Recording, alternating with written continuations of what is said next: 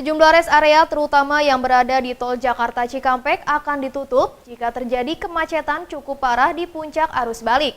Kondisi tersebut terpaksa dilakukan guna mengurangi kepadatan kendaraan arus balik yang disebabkan banyaknya pemudik memenuhi rest area.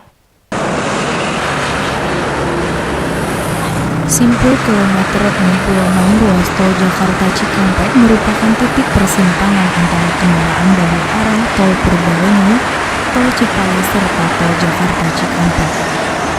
Tak heran jika di titik ini dipastikan akan terjadi penumpukan kendaraan arus balik menuju Jakarta.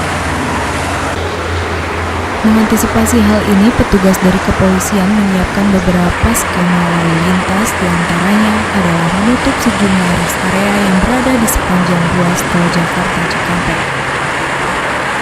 Penutupan sejumlah rest area ini diharapkan mampu mengurai antrian kendaraan yang terjadi di simpul kilometer 66 ruas tol Jakarta Cikampek. Adapun rest area yang rencananya akan ditutup adalah di kilometer 62, kilometer 58, kilometer 52, dan kilometer 44. Selain menutup sejumlah rest area, polisi juga akan memberlakukan kontraflow agar ruang gerak kendaraan semakin luas. Sementara itu, kendaraan di tol Purbalenyi dan Cipali terus mengalami peningkatan di hari kelima Lebaran kemarin.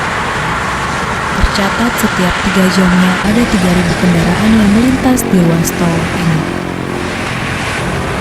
Dari Purwakarta, Jawa Barat, Muhammad Gobar mengabarkan.